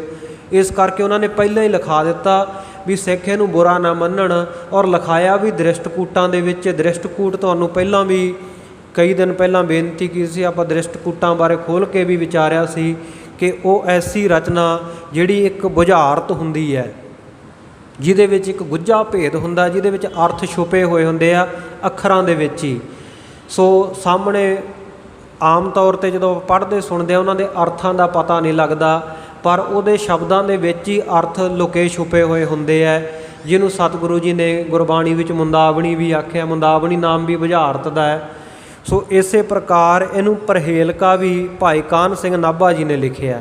ਪਰਹੇਲਕਾ ਜਾਂ ਪਹੇਲੀ ਕਹਿ ਲਓ। ਅਤੇ ਇਹਨਾਂ ਨੇ ਇਸ ਤਰੀਕੇ ਦੇ ਨਾਲ ਇਹ ਦ੍ਰਿਸ਼ਟਕੂਟਾਂ ਲਿਖਾਈਆਂ, ਕਹਾਈਆਂ ਸਤਿਗੁਰੂ ਜੀ ਦੇ ਮੂੰਹ ਤੋਂ ਕਿ ਇਹ ਪ੍ਰਮਾਣਿਕ ਹੋ ਜਾਣ। ਸਿੱਖ ਕਹਿਣ ਵੀ ਹਾਂ ਇਹ ਤਾਂ ਸਤਿਗੁਰੂ ਦੇ ਬਚਨ ਹੈ, ਇਹ ਤਾਂ ਇਸ ਤਰ੍ਹਾਂ ਹੋਣਾ ਹੀ ਸੀ। ਸੋ ਇਹ ਦ੍ਰਿਸ਼ਟਕੂਟਾਂ ਦੇ ਵਿੱਚ ਨਾਲ ਇਹ ਵੀ ਸਤਿਗੁਰੂ ਜੀ ਤੋਂ ਕਹਾਤ ਆ ਕਿ ਗੁਰੂ ਕੇ ਸਿੱਖੋ, ਮੈਥੋਂ ਇਹਦਾ ਅਰਥ ਨਾ ਪੁੱਛਿਓ, ਸ਼ਾਂਤੀ ਦੇ ਨਾਲ ਬੈਠੇ ਰਹੋ ਅਤੇ ਆਪ ਆਪਣੇ ਵਿੱਚ ਹੀ ਆਪ ਹੀ ਇਹਨਾਂ ਨੂੰ ਸ਼ਾਂਤੀ ਦੇ ਨਾਲ ਇਹਦੇ ਅਰਥਾਂ ਨੂੰ ਸਮਝੋ। ਇਹਨਾਂ ਨੇ ਤਾਂ ਲਿਖਾਏ ਅੰਗਰੇਜ਼ਾਂ ਨੇ, ਡੋਗਰਿਆਂ ਨੇ, ਤਾਂ ਕਿ ਸਮਾਂ ਪੈਣ 'ਤੇ ਆਪਣੀ ਮਰਜ਼ੀ ਦੇ ਮੁਤਾਬਕ ਇਹਨਾਂ ਚੀਜ਼ਾਂ ਦੇ ਅਰਥ ਕੀਤੇ ਜਾ ਸਕਣ। ਸੋ ਇਹ ਜਿਹੜੀ ਪਰਹੇਲਕਾ ਹੁੰਦੀ ਹੈ ਇਹ ਇੱਕ ਤਰ੍ਹਾਂ ਦਾ ਉਭਿਆ ਅਲੰਕਾਰ ਹੁੰਦਾ। ਉਭਿਆ ਨਾਮ ਹੈ ਉਲਟ ਦਾ, ਉਲਟਾ ਅਲੰਕਾਰ ਹੁੰਦਾ। ਇੱਕ ਤਾਂ ਹੁੰਦਾ ਨਾ ਸਿੱਧਾ ਹੀ ਅਲੰਕਾਰ ਲਿਖ ਦੇਣਾ, ਪ੍ਰਮਾਣ ਦੇ ਦੇਣਾ, ਕੋਈ ਕਿਸੇ ਚੀਜ਼ ਦਾ ਪ੍ਰਮਾਣ ਦੇ ਕੇ ਦਾ ਪ੍ਰਮਾਣ ਉਹਦਾ ਸਿੱਧ ਕਰਨਾ। ਸੋ ਕੋਈ ਉਦਾਹਰਣ ਦੇ ਕੇ ਆਪਣੀ ਗੱਲ ਨੂੰ ਉਹਨੂੰ ਹੋਰ ਵਜ਼ਨਦਾਰ ਬਣਾਉਣਾ, ਉਹ ਤਾਂ ਹੁੰਦਾ ਸਿੱਧਾ। ਪਰ ਇਹ ਉਭਿਆ ਅਲੰਕਾਰ ਹੁੰਦਾ। ਅਤੇ ਉਭਿਆ ਅਲੰਕਾਰ ਜਿਹੜਾ ਹੈ ਗੁਰਮੁਖ ਪਿਆਰਿਓ, ਇਹਦਾ ਇਹ ਵਰਨ ਪਰਹੇਲਕਾ ਹੁੰਦੀ ਹੈ। ਵਰਨਾਂ ਦੇ ਵਿੱਚ, ਅੱਖਰਾਂ ਦੇ ਵਿੱਚ ਇੱਕ ਪਹੇਲੀ ਛੁਪੀ ਹੋਈ ਹੁੰਦੀ ਹੈ। ਅਤੇ ਇਹਦੇ ਦੋ ਪ੍ਰਕਾਰ ਦੇ ਭੇਦ ਹੁੰਦੇ ਆ। ਇੱਕ ਹੁੰਦੀ ਹੈ ਅੰਤਰ ਪਰਹੇਲਕਾ, ਇੱਕ ਹੁੰਦੀ ਹੈ ਵਹਿਰ ਪਰਹੇਲਕਾ। ਸੋ ਅੱਖਰਾਂ ਦੇ ਅੰਦਰ ਭੇਦ ਛੁਪਿਆ ਹੋਣਾ ਅਤੇ ਇੱਕ ਅੱਖਰਾਂ ਤੋਂ ਅਰਥ ਕਰਕੇ ਫਿਰ ਉਹਦਾ ਬਾਹਰੀ ਜਿਹੜਾ ਭੇਦ ਜਿਹੜਾ ਉਹ ਬੁਝਾਰਤ ਦੇ ਵਿੱਚ ਕੋਈ ਅਰਥ ਦਿੱਤਾ ਗਿਆ ਉਹ ਸ਼ਾਮਲ ਹੁੰਦਾ ਹੈ। ਜਿਵੇਂ ਬਹੁਤ ਸਾਰੇ ਸ਼ਬਦ ਆਉਂਦੇ ਆ, ਬਹੁਤ ਸਾਰੇ ਦੋਹੇ ਇਸ ਤਰ੍ਹਾਂ ਦੀਆਂ ਰਚਨਾਵਾਂ ਮਿਲ ਜਾਂਦੀਆਂ। ਇੱਕ ਰਚਨਾ ਆਉਂਦੀ ਹੈ ਕਿ ਕਿਸ ਤੇ ਪਸ ਜਿਉ ਪੇਟ ਭਰ ਲੇਟਤ ਹੋਏ ਨਸੰਗ, ਬੁੱਧੀ ਵਿਦਿਆ ਵਿਦਾ ਕਰ ਮਾਨ ਮਰਿਆਦਾ ਭੰਗ। ਕਹਿੰਦੇ ਕਿਸ ਵਸਤੂ ਦੇ ਨਾਲ ਮਨੁੱਖ ਪਸ਼ੂਆਂ ਵਾਂਗੂ ਪੇਟ ਭਰ ਕੇ ਸੌਂ ਜਾਂਦਾ ਅਤੇ ਨਿਸੰਗ ਹੋ ਕੇ ਲੇਟ ਜਾਂਦਾ, ਔਰ ਬੁੱਧੀ ਵਿਦਿਆ ਵਿਦਾ ਕਰ, ਜਿਹਦੇ ਨਾਲ ਬੁੱਧੀ ਵੀ ਵਿਦਾ ਹੋ ਜਾਂਦੀ ਹੈ, ਚਲੇ ਜਾਂਦੀ ਹੈ, ਵਿਦਿਆ ਵੀ ਪੜ੍ਹੀ ਹੋਈ ਚਲੇ ਜਾਂਦੀ ਹੈ, ਔਰ ਮਾਨ ਮਰਿਆਦਾ ਭੰਗ, ਜਿਹਦੇ ਨਾਲ ਤੁਹਾਡਾ ਮਾਨ ਸਨਮਾਨ ਜੋ ਮਿੱਤ ਮਰਿਆਦਾ ਹੈ, ਤੁਹਾਨੂੰ ਪਤਾ ਨਹੀਂ ਲੱਗਦਾ ਕਿ ਇਹਦੇ ਨਾਲ ਕੀ ਬੋਲਣਾ, ਉਹ ਭੰਗ ਹੋ ਜਾਂਦੀ ਹੈ। ਹੁਣ ਇਹ ਇੱਕ ਪਰਹੇਲਕਾ ਹੈ, ਇੱਕ ਦ੍ਰਿਸ਼ਟਕੂਟ ਹੈ। ਇਹਦਾ ਅਰਥ ਵੀ ਇਹਦੇ ਵਿੱਚ ਹੀ ਦਿੱਤਾ ਹੋਇਆ। ਕਿਸ ਤੇ ਪਸ ਜੋ ਪੇਟ ਭਰ ਲੇਟਤ ਹੋਏ ਨਸੰਗ, ਬੁੱਧੀ ਵਿਦਿਆ ਵਿਦਾ ਕਰ ਮਾਨ ਮਰਿਆਦਾ ਭੰਗ। ਕਿਹਦੇ ਨਾਲ ਹੁੰਦਾ? ਕਹਿੰਦੇ ਭੰਗ ਛਕਣ ਦੇ ਨਾਲ। ਸਵਾਲ ਵੀ ਵਿੱਚ ਹੀ ਹੈ, ਜਵਾਬ ਵੀ ਵਿੱਚ ਹੀ ਹੈ। ਇਸੇ ਪ੍ਰਕਾਰ ਕਹਿੰਦੇ ਨਿਰਮਲ ਕੇ ਵਹਿ ਆਦਮੇ ਰਹਿਤੋ ਬੀਚ ਵਿਹੰਗ, ਜੋਗ ਅੰਤ ਮੇ ਪੇਖੀਅਤ ਬੂਝ ਪ੍ਰਸ਼ਨ ਪ੍ਰਸੰਗ। ਕਹਿੰਦੇ ਨਿਰਮਲ ਦੇ ਆਦ ਦੇ ਵਿੱਚ ਅਤੇ ਵਿਹੰਗ ਪੰਛੀ ਦੇ ਵਿਚਕਾਰ ਅਤੇ ਜੰਗ ਦੇ ਅੰਤ ਦੇ ਵਿੱਚ ਜਿਹਨੂੰ ਦੇਖੀਦਾ ਹੈ, ਬੂਝ ਪ੍ਰਸ਼ਨ ਪ੍ਰਸੰਗ। ਕਹਿੰਦੇ ਇਹ ਪ੍ਰਸ਼ਨ ਨੂੰ ਬੁੱਝੋ, ਇਸ ਬੁਝਾਰਤ ਨੂੰ ਬੁੱਝੋ। ਹੁਣ ਇਹਦਾ ਉੱਤਰ ਵੀ ਇਹਦੇ ਵਿੱਚ ਹੈ। ਇਹਦਾ ਉੱਤਰ ਕੀ ਹੈ? ਨਿਰਮਲ ਕੇ ਵਹਿ ਆਦਮ ਹੈ। ਨਿਰਮਲ ਦੇ ਆਦ ਦੇ ਵਿੱਚ ਆਰੰਭ ਵਿੱਚ ਕੀ ਹੈ? ਨੰਨੇ ਸਿਹਾਰੀ। ਔਰ ਰਹਿਤੋ ਬੀਚ ਵਿਹੰਗ, ਵਿਹੰਗ ਦੇ ਬੀਚ ਵਿਚਕਾਰ ਕੀ ਹੈ? ਹਾਹੇ ਤੇ ਟਿੱਪੀ। ਵਿਹੰਗ ਬੱਬੇ ਸਿਹਾਰੀ, ਹਾਹੇ ਟਿੱਪੀ ਤੇ ਗੱਗਾ ਵਿਹੰਗ। ਨਿਰਮਲ ਦੇ ਨੰਨੇ ਨੂੰ ਸਿਹਾਰੀ ਲੈ ਲੈਣੀ ਹੈ, ਵਿਹੰਗ ਦੇ ਵਿਚਕਾਰੋਂ ਹਾਹੇ ਨੂੰ ਟਿੱਪੀ ਲੈ ਲੈਣੀ ਹੈ। ਔਰ ਇਸੇ ਤਰ੍ਹਾਂ ਜੰਗ ਅੰਤ ਮੇ ਪੇਖੀਅਤ ਬੂਝ ਪ੍ਰਸ਼ਨ ਪ੍ਰਸੰਗ। ਜੰਗ ਦੇ ਅੰਤ ਵਿੱਚ ਜਿਹੜਾ ਦੇਖੀਦਾ, ਜੰਗ ਦੇ ਅੰਤ ਵਿੱਚ ਕੀ ਹੈ? ਗੱਗਾ। ਨੰਨੇ ਨੂੰ ਸਿਹਾਰੀ ਲੈ ਲਈ ਨਿਰਮਲ ਤੋਂ, ਵਿਹੰਗ ਦਾ ਹਾਹੇ ਨੂੰ ਟਿੱਪੀ ਲੈ ਲਈ ਵਿਚਕਾਰੋਂ, ਅਤੇ ਜੰਗ ਦੇ ਅੰਤ ਵਾਲਾ ਗੱਗਾ ਲੈ ਲਿਆ। ਬੂਝ ਪ੍ਰਸ਼ਨ ਪ੍ਰਸੰਗ। ਕਹਿੰਦੇ ਇਹ ਪ੍ਰਸੰਗ ਦਾ, ਇਹ ਪ੍ਰਸ਼ਨ ਦਾ ਉੱਤਰ ਬੁੱਝੋ। ਅਤੇ ਉੱਤਰ ਕੀ ਬਣਿਆ? ਨੰਨੇ ਸਿਹਾਰੀ, ਹਾਹੇ ਟਿੱਪੀ ਅਤੇ ਗੱਗਾ ਨਿਹੰਗ। ਇਹਦੇ ਵਿੱਚ ਹੀ ਇਹਦਾ ਉੱਤਰ ਛੁਪਿਆ ਹੋਇਆ। ਇਹਨਾਂ ਨੂੰ ਕਹਿੰਦੇ ਦ੍ਰਿਸ਼ਟਕੂਟਾਂ ਜਾਂ ਪਰਹੇਲਕਾ ਜਾਂ ਪਹੇਲੀਆਂ। ਸੋ ਇਸ ਤਰ੍ਹਾਂ ਦੀਆਂ ਜਿਹੜੀਆਂ ਰਚਨਾਵਾਂ ਹੈ, ਬਹੁਤ ਸਾਰੀਆਂ ਧਰਮ ਗ੍ਰੰਥਾਂ ਦੇ ਵਿੱਚ, ਜਿਵੇਂ ਮਹਾਭਾਰਤ ਦੇ ਵਿੱਚ ਬੜੀਆਂ ਇਸ ਤਰ੍ਹਾਂ ਦੀਆਂ ਦ੍ਰਿਸ਼ਟਕੂਟਾਂ ਦਾ ਜ਼ਿਕਰ ਕੀਤਾ ਗਿਆ। ਉਹ ਜ਼ਿਕਰ ਕਿਉਂ ਕੀਤਾ ਗਿਆ? ਕਿਉਂਕਿ ਜਿਹੜਾ ਲੇਖਕ ਸੀ ਬੜਾ ਬੁੱਧੀਮਾਨ, ਬੜਾ ਵਿਦਵਾਨ ਸੀ। ਅਤੇ ਜਦੋਂ ਉਹ ਲਿਖਾਉਣ ਲੱਗਿਆ ਨਾ, ਲਿਖਣ ਵਾਲੇ ਨੂੰ ਕਹਿੰਦਾ, ਲਿਖਾਰੀ ਨੂੰ ਕਹਿੰਦਾ ਵੀ ਮੈਂ ਐਡਾ ਵੱਡਾ ਵਿਦਵਾਨ ਹੈ, ਮੇਰੇ ਕੋਲ ਐਡਾ ਵੱਡਾ ਵਿੱਦਿਆ ਦਾ ਖਜ਼ਾਨਾ ਹੈ, ਵੀ ਜਦੋਂ ਮੈਂ ਲਿਖਾਉਣ ਲੱਗੂੰਗਾ ਨਾ ਤੇਰੇ ਤੋਂ ਲਿਖ ਨਹੀਂ ਹੋਣਾ, ਇੰਨਾ ਮੇਰੇ ਕੋਲ ਖਜ਼ਾਨਾ ਭਰਿਆ ਪਿਆ। ਉਹ ਕਹਿੰਦਾ ਵੀ ਐਡੀ ਕਿਹੜੀ ਗੱਲ ਹੈ? ਕਹਿੰਦਾ ਮੇਰੀ ਕਲਮ ਵੀ ਹਵਾ ਵਾਂਗੂ ਤੇਜ਼ ਚੱਲਦੀ ਹੈ, ਤੂੰ ਲਿਖਾਈ ਜਾ ਅਤੇ ਮੈਂ ਲਿਖੀ ਜਾਊਂਗਾ, ਮੈਨੂੰ ਲਿਖਣ ਦੇ ਵਿੱਚ ਕੋਈ ਸਮੱਸਿਆ ਨਹੀਂ। ਕਹਿੰਦਾ ਨਹੀਂ, ਤੂੰ ਨਹੀਂ ਲਿਖ ਸਕੇਗਾ। ਉਹ ਕਹਿੰਦਾ ਲਿਖ ਸਕੂੰਗਾ। ਅਤੇ ਉਹ ਫਿਰ ਵਿੱਚ ਨਾ ਇਸ ਤਰ੍ਹਾਂ ਦੀਆਂ ਪਹੇਲੀਆਂ, ਇਸ ਤਰ੍ਹਾਂ ਦੀਆਂ ਦ੍ਰਿਸ਼ਟਕੂਟਾਂ ਬੋਲ ਦਿੰਦਾ ਸੀ ਅਤੇ ਸ਼ਰਤ ਇਹ ਰੱਖਦਾ ਸੀ, ਕਹਿੰਦਾ ਅੱਗੇ ਮੈਂ ਤਾਂ ਲਿਖਾਊਂਗਾ ਜਦੋਂ ਇਸ ਦ੍ਰਿਸ਼ਟਕੂਟ ਦੇ, ਇਸ ਬੁਝਾਰਤ ਦੇ ਤੂੰ ਅਰਥ ਕਰ ਦੇਵੇਂਗਾ। ਉਹ ਇੱਕ ਦ੍ਰਿਸ਼ਟਕੂਟ ਬੋਲਿਆ ਕਰੇ, ਉਹ ਲਿਖ ਲਿਆ ਕਰੇ, 5-7 ਦਿਨ ਉਹਨੂੰ ਵਿਚਾਰੇ ਨੂੰ ਬੁੱਝਣ 'ਤੇ ਲੱਗ ਜਾ ਕਰਨ। ਜਦੋਂ ਉਹਨੂੰ ਬੁੱਝਿਆ ਕਰੇ, ਉਹਨੂੰ ਕਿਹਾ ਕਰੇ ਵੀ ਫੇਰ ਲਿਖਾ, ਅਤੇ ਉਹ ਫੇਰ ਕੋਈ ਨਾ ਕੋਈ ਦ੍ਰਿਸ਼ਟਕੂਟ ਬੋਲਦਿਆ ਕਰੇ, ਅਤੇ ਉਹ ਇੱਦਾਂ ਹੀ ਉਹਦੇ ਕਿੰਨੇ ਦਿਨ ਲੰਘ ਜਾਇਆ ਕਰਨ। ਸੋ ਦ੍ਰਿਸ਼ਟਕੂਟਾਂ, ਜਿਸ ਨੂੰ ਪੜ੍ਹਨ ਦੇ ਨਾਲ ਸਾਡੀ ਜਿਹੜੀ ਬੁੱਧੀ ਹੈ, ਸਾਡੀ ਦ੍ਰਿਸ਼ਟੀ ਹੈ, ਚਾਰੇ ਕੂਟਾਂ ਦੇ ਵਿੱਚ ਚਾਰੇ ਪਾਸੇ ਘੁੰਮ ਜਾਵੇ, ਦਿਮਾਗ ਚਕਰਾ ਜਾਵੇ, ਉਹਨੂੰ ਦ੍ਰਿਸ਼ਟਕੂਟ ਕਿਹਾ ਜਾਂਦਾ ਹੈ। ਸੋ ਇਹ ਦ੍ਰਿਸ਼ਟਕੂਟਾਂ ਦੇ ਵਿੱਚ ਕਈ ਵਾਰੀ ਆਪਾਂ ਨੂੰ ਵੇਖਣ ਨੂੰ ਲੱਗਦਾ ਹੁੰਦਾ ਹੈ ਕਿ ਇਹਦੇ ਵਿੱਚ ਲਿਖਿਆ ਕੀ ਹੈ, ਪਰ ਉਹਦੇ ਅਰਥ ਕੁਝ ਹੋਰ ਬਣਦੇ ਹੁੰਦੇ ਆ। ਜਿਵੇਂ ਇੱਕ ਦ੍ਰਿਸ਼ਟਕੂਟ ਆਉਂਦੀ ਹੈ ਕਿ ਪਹਿਲੇ ਥੇ ਹਮ ਮਰਦ ਫੇਰ ਹਮ ਨਾਰ ਕਹਾਏ। ਪਹਿਲਾਂ ਕਹਿੰਦੇ ਅਸੀਂ ਮਰਦ ਸੀ, ਫਿਰ ਇਸਤਰੀ ਕਹਾਏ, ਬੀਬੀ ਬਣ ਗਏ, ਤ੍ਰੀਮਤ ਬਣ ਗਏ, ਤ੍ਰੀਮਤ ਕਹਾਇਆ। ਪਹਿਲੇ ਥੇ ਹਮ ਮਰਦ ਫੇਰ ਹਮ ਨਾਰ ਕਹਾਏ, ਕਰ ਗੰਗਾ ਇਸ਼ਨਾਨ पाप सब दूर बहाए। दार सिला के बीच मो हमरो मर्दन कीन, वहाँ बसे बहु काल फेर हम रंग बटाए। दार सिला के बीच में हमरो मर्दन कीन, करके हमरे पाप तार डार टटर मो दीन। वहाँ बसे बहु काल फेर हम रंग बटाए, निकल आए जब बाहर फेर हम भले कहाए। कहते जदों असी पहला मर्द सी, फिर कहते असी इस्त्री वाला जामा बना लिया, इस्त्री कहाए असी। उस तो बाद कहते असी गंगा विच इशनान किया। गंगा विच इशनान करन दे नाल साडे सारे तरह के जिहड़े पाप वो दूर हो गए। तो दार सिला के बीच, दार सिला जो सिला दी पहाड़ की घर वाली चक्की है, छोटी पत्थरी, दार सिला के बीच मो हमरो मर्दन कीन, कहते सानू मल दिता गया, पाउडर बना दिता गया चक्की दे विच पीस के, करके हमारे पाप डार टटर मोदीन। कहते इस तरह कहते सानू पाउडर बना के, आटा जा बना के ना तेल दे तपदे हुए कड़ाहे दे विच पा दिता गया। वहाँ बसे बहु काल फेर हम रंग वटाए। कहते असी वो तपदे हुए तेल दे विच काफ़ी समा रहे तो असी अपना रंग वटा लिया। तो इस तरह ही कहते पहला कहते असी गंगा इशनान किया, पहला असी मर्द सी, फिर इस्त्री बन गए, फिर उस तो पहला असी उस तो बाद असी गंगा विच इशनान किया, साडे पाप दूर होए। इस तरह कहते चक्की दे विच सानू पीसिया गया, मल के आटा बना दिता गया। फिर उस तो बाद सानू कहते तपदे हुए तेल दे कड़ाहे विच जदों पाया, असी अपना रंग जा वटा लिया। निकल आए जब बाहर फेर हम भले कहाए। जदों कहते बाहर निकल आए फिर असी भले चंगे भले हो गए, पहलां नालों चंगेरे हो गए, पाप साडे लह गए। हुण सुणन नूं इहदा अर्थ लगेगा कि किसी मनुख की गल हो रही है, पर यह जिहड़ा असल दे विच ये दृष्टकूट दे विच दही भल्लियां की गल कीती गई है। हुण दही भल्लियां की गल किवें? कहंदे पहले थे हम मर्द फेर हम नार कहाए। पहलां कहंदे असीं मर्द सी, मां सी। मां नूं आपां जेंडर के रूप दे विच, पुलिंग के रूप विच कहने ना मां। कहंदे पहलां असीं मां सी, तो जदों सानू दल दिता गया फिर असी इस्त्री बन गए, नार कहाए, भाव सानू दाल कहा जान लग पिया। कर गंगा इशनान पाप सब दूर बहाए। फिर कहते असी गंगा विच इशनान किया, सानू ठंडे पानी विच डोबिया गया, उपरला जिहड़ा छिलका सी काले रंग का, लाल रंग का, वो लह गया तो असी चिट्टे निकल आए, साडा गोरा चिट्टा रंग हो गया। कर गंगा इशनान पाप सब दूर बहाए, दार सला के बीच मो हमरो मर्दन कीन। फिर कहते वो बीबियां ने कहते चक्की दे विच पा के सानू चंगी तरह मल दिता, साडा आटा बना दिता।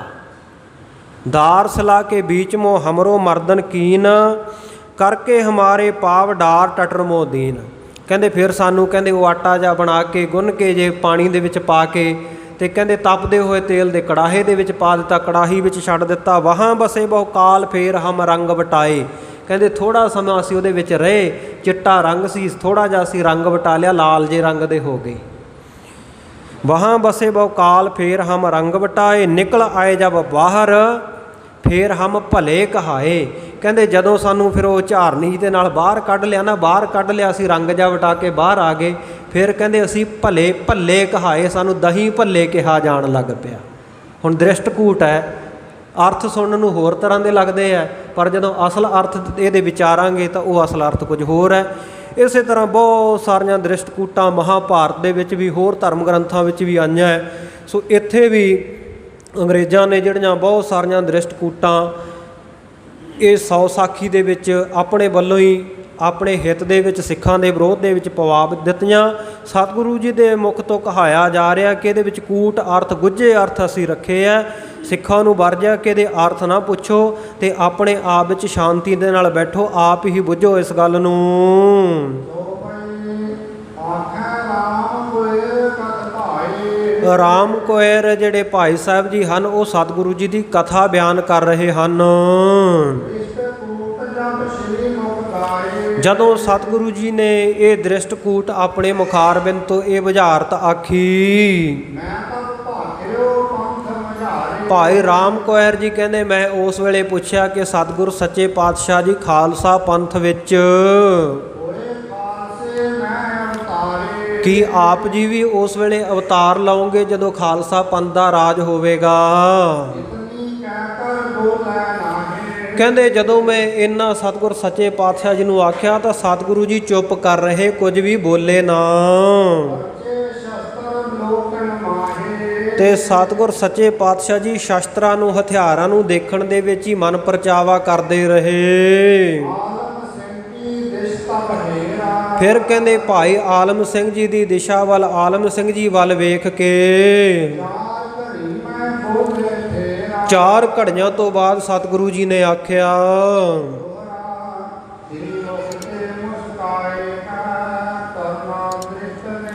ਸਤਿਗੁਰੂ ਜੀ ਆਪਣੇ ਸੁਭਾਏਮਾਨ ਮੁਖਾਰਬਿੰਦ ਤੋਂ ਮੁਸਕਰਾ ਕੇ, ਥੋੜ੍ਹਾ ਜਿਹਾ ਹੱਸ ਕੇ ਤੇ ਕਿਰਪਾ ਦ੍ਰਿਸ਼ਟੀ ਦੇ ਨਾਲ ਦੇਖਦੇ ਹੋਏ,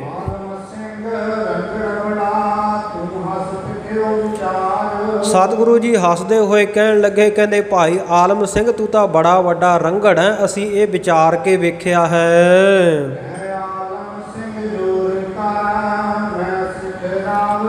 ਭਾਈ ਆਲਮ ਸਿੰਘ ਨੇ ਜਦੋਂ ਇਹ ਸੁਣਿਆ ਹੱਥ ਜੋੜੇ ਕਹਿਣ ਲੱਗਾ, ਮਹਾਰਾਜ ਸੱਚੇ ਪਾਤਸ਼ਾਹ ਮੈਂ ਰੰਘੜ ਨਹੀਂ, ਮੈਂ ਤਾਂ ਆਪ ਜੀ ਦਾ ਸਿੱਖ ਹਾਂ।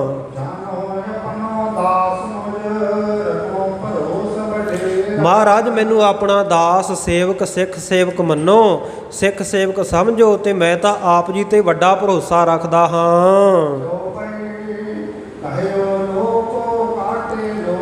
ਸਤਿਗੁਰ ਸੱਚੇ ਪਾਤਸ਼ਾਹ ਜੀ ਕਹਿੰਦੇ ਭਾਈ ਜਿਵੇਂ ਲੋਹੇ ਨੂੰ ਲੋਹਾ ਕੱਟਦਾ ਹੈ, ਕਹਿੰਦੇ ਇਸੇ ਤਰ੍ਹਾਂ ਕਹਿੰਦੇ ਤੂੰ ਵੀ ਰੰਗੜਾਂ ਦੇ ਵਿੱਚ ਜਨਮ ਕੇ ਰੰਗੜਾਂ ਨੂੰ ਨਾਸ਼ ਕਰੇਂਗਾ। ਫਿਰ ਕਹਿੰਦੇ ਤੂੰ ਰੰਗੜਾਂ ਦੇ ਘਰ ਦੇ ਵਿੱਚ ਜਨਮ ਲਵੇਂਗਾ ਤੇ ਸਾਰੇ ਜਿੰਨੇ ਰਾਜੇ ਹੋਣਗੇ ਉਹ ਤੇਰੇ ਅਸੀਂ ਮੌਜੂਦ ਕਰ ਦਿੱਤੇ, ਤੇਰੇ ਆਗਿਆਕਾਰੀ, ਤੇਰੇ ਅਧੀਨ ਕਰ ਦੇਵਾਂਗੇ। ਹੁਣ ਤੋਂ ਹੀ ਤੇਰੇ ਅਧੀਨ ਕਰਨ ਦਾ ਅਸੀਂ ਵਚਨ ਕਰ ਦਿੱਤਾ ਹੈ। ਸੋ ਇਹ ਇਸ਼ਾਰਾ ਹੈ ਰਾਏਕੋਟ ਵਾਲੇ ਜਿਹੜੇ ਰੰਗੜਾਂ ਦੇ ਸਰਦਾਰ ਉਹਨਾਂ ਦੇ ਵੱਲ ਕਿ ਭਾਈ ਆਲਮ ਸਿੰਘ ਜੀ ਉੱਥੇ ਜਨਮ ਲੈਣਗੇ। ਇਹ ਸੱਚ ਜਾਂ ਝੂਠ ਇਹ ਕੀ ਹੈ, ਇਹ ਤਾਂ ਜਿਹੜੇ ਰਲਾ ਪੈਦਾ ਕਰਨ ਵਾਲੇ ਉਹਨਾਂ ਨੂੰ ਹੀ ਪਤਾ ਹੈ। ਪਰ ਸਤਿਗੁਰੂ ਬਾਰੇ ਐਸੇ ਵਚਨ ਇੱਥੇ ਲਿਖੇ ਹਨ। ਸਤਿਗੁਰੂ ਜੀ ਕਹਿੰਦੇ ਤੈਨੂੰ ਅਸੀਂ ਸਾਰਾ ਰਾਜ ਭਾਗ ਦੇ ਦਿੱਤਾ। ਕਹਿੰਦੇ ਉਸ ਵੇਲੇ ਜਦੋਂ ਤੂੰ ਪੈਦਾ ਹੋਏਗਾ ਸਾਰਾ ਰਾਜ ਤੈਨੂੰ ਦੇਵਾਂਗੇ, ਪਰ ਕਹਿੰਦੇ ਜਿਵੇਂ ਤੂੰ ਹੁਣ ਪੂਰਨ ਸਿੱਖ ਆ ਨਾ, ਉਸ ਵੇਲੇ ਕਹਿੰਦੇ ਪੂਰਾ ਸਿੱਖ ਨਹੀਂ ਹੋਏਗਾ, ਅਧੂਰੀ ਸਿੱਖੀ ਤੇਰੇ ਕੋਲ ਹੋਵੇਗੀ। ਇਹ ਕਹਿੰਦੇ ਅਸੀਂ ਤੈਨੂੰ ਹਿੱਤ ਧਾਰ ਕੇ ਤੇਰੇ ਨਾਲ ਪ੍ਰੇਮ ਕਰਕੇ ਤੈਨੂੰ ਅੱਧੀ ਸਿੱਖੀ ਉਸ ਵੇਲੇ ਬਖਸ਼ਾਂਗੇ। ਭਾਈ ਆਲਮ ਸਿੰਘ ਜੀ ਗੁਰੂ ਕੇ ਸ਼ਰਧਾਵਾਨ ਸਿੱਖ ਨੇ ਹੱਥ ਜੋੜੇ ਦੋਵੇਂ, ਕਹਿਣ ਲੱਗਾ ਮਹਾਰਾਜ ਸੱਚੇ ਪਾਤਸ਼ਾਹ ਕੀ ਆਪ ਜੀ ਦੇ ਦਰਸ਼ਨ ਵੀ ਮੈਨੂੰ ਉਸ ਵੇਲੇ ਹੋਣਗੇ?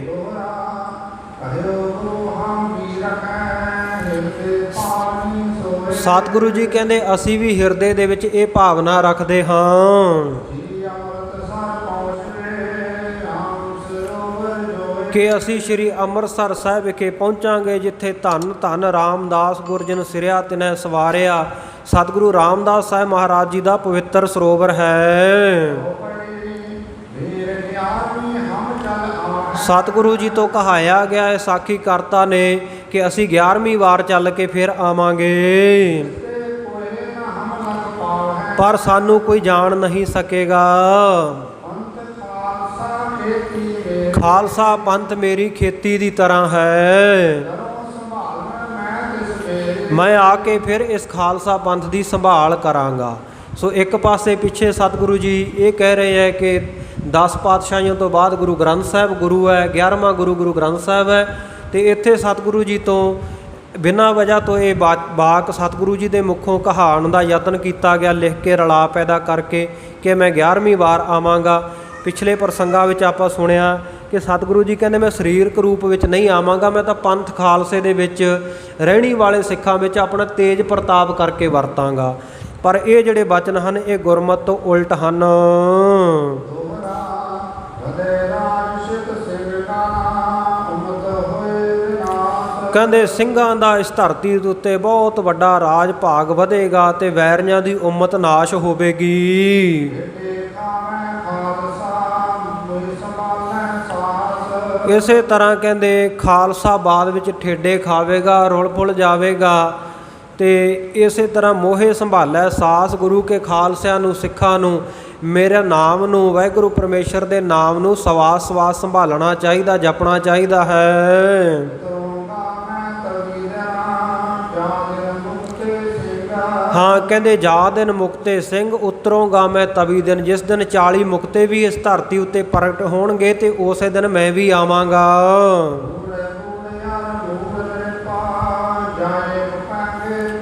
ਹਾਂ ਜਿਹੜੇ ਕੂਟਨੀਤਕ ਰਾਜੇ ਹੈ, ਮੂਰਖ ਰਾਜੇ ਹੈ, ਸੋ ਇਹ ਹਰ ਪ੍ਰਕਾਰ ਦੇ ਜਿਹੜੇ ਧਰਤੀ ਦੇ ਉੱਤੋਂ ਖੱਪ ਜਾਣਗੇ। ਜਿਵੇਂ ਪਿੰਗਲੇ ਨਹੀਂ ਹੋ ਜਾਂਦੇ, ਇਸ ਤਰ੍ਹਾਂ ਅੰਗਹੀਣ ਹੋ ਕੇ ਖੱਪ ਜਾਣਗੇ।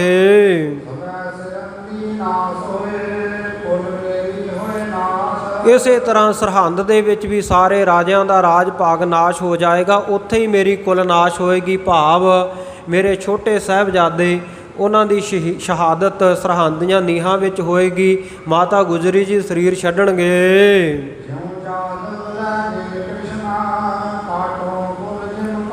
ਕਹਿੰਦੇ ਇਉਂ ਸਮਝੋ ਜਿਵੇਂ ਜਾਦਵਾਂ ਦੀ ਸਾਰੀ ਕੁੱਲ ਨੂੰ ਸਾਰਿਆਂ ਨੂੰ ਇਕੱਤਰ ਕਰਕੇ ਭਗਵਾਨ ਕ੍ਰਿਸ਼ਨ ਜੀ ਤੇ ਉਹ ਲੈ ਗਏ ਸਨ ਖੇਤਰ ਦੇ ਉੱਤੇ ਇਹਨਾਂ ਨੂੰ, ਤੇ ਇਹਨਾਂ ਦੀ ਸਾਰੀ ਕੁੱਲ ਜਿਹੜੀ ਘਾਹ ਦੱਬ ਨੂੰ ਪੁੱਟ ਕੇ ਉਹਦੀਆਂ ਤਲਵਾਰਾਂ ਬਣ ਗਈਆਂ ਸਨ, ਆਪਸ ਵਿੱਚ ਲੜ ਕੇ ਕੱਟ ਕੇ ਮਰ ਗਏ ਸਨ।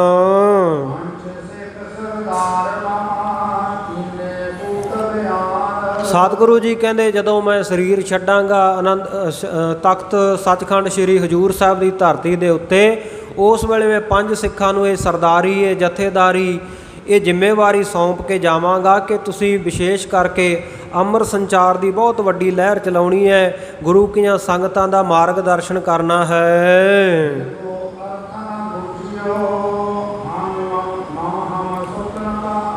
ਸਤਿਗੁਰੂ ਜੀ ਕਹਿੰਦੇ ਇਹ ਵੀ ਅਸੀਂ ਦ੍ਰਿਸ਼ਟਕੂਟ ਦੇ ਵਿੱਚ ਬੁਝਾਰਤ ਦੇ ਵਿੱਚ ਆਖਿਆ, ਤੇ ਇਹਦਾ ਅਰਥ ਖਾਲਸਾ ਜੀ ਮੈਨੂੰ ਪੁੱਛਿਓ ਨਾ।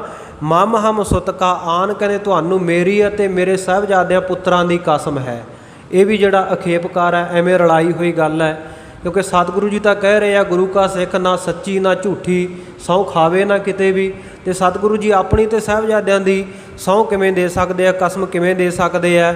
ਸੋ ਇਹ ਵੀ ਵਿੱਚ ਰਲਾ ਪੈਦਾ ਕੀਤਾ ਹੋਇਆ ਹੈ। ਇੰਨੇ ਬਚਨ ਕਹਿ ਕੇ ਸਤਿਗੁਰ ਸੱਚੇ ਪਾਤਸ਼ਾਹ ਜੀ ਸਭਾ ਵਿੱਚੋਂ, ਦੀਵਾਨ ਵਿੱਚੋਂ ਉੱਠ ਗਏ ਤੇ ਜਾ ਕੇ ਪਿਆਰ ਦੇ ਨਾਲ ਘੋੜਿਆਂ ਨੂੰ ਵੇਖਣ ਲੱਗੇ।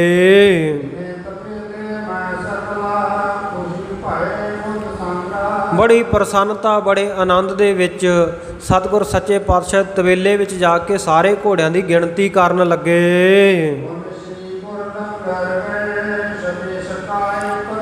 ਫਿਰ ਸਤਿਗੁਰੂ ਜੀ ਲੰਗਰ ਦੇ ਵਿੱਚ ਗਏ ਤੇ ਲੋੜ ਮੁਤਾਬਕ ਭੋਜਨ ਪ੍ਰਸ਼ਾਦਾ ਛਕਿਆ।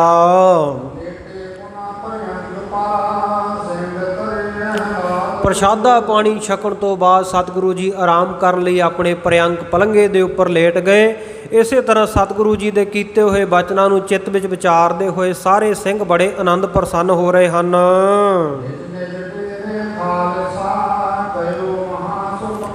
ਇੱਧਰ ਖਾਲਸਾ ਵੀ ਲੰਗਰ ਪ੍ਰਸ਼ਾਦਾ ਪਾਣੀ ਛਕ ਕੇ ਆਪੋ ਆਪਣਾ ਡੇਰਾ ਜਿੱਥੇ ਟਿਕਾਣਾ ਸੀ ਆਪੋ ਆਪਣੇ ਆਸਣਾਂ ਤੇ ਚਲੇ ਗਏ ਸੁੱਖ ਪਾ ਕੇ।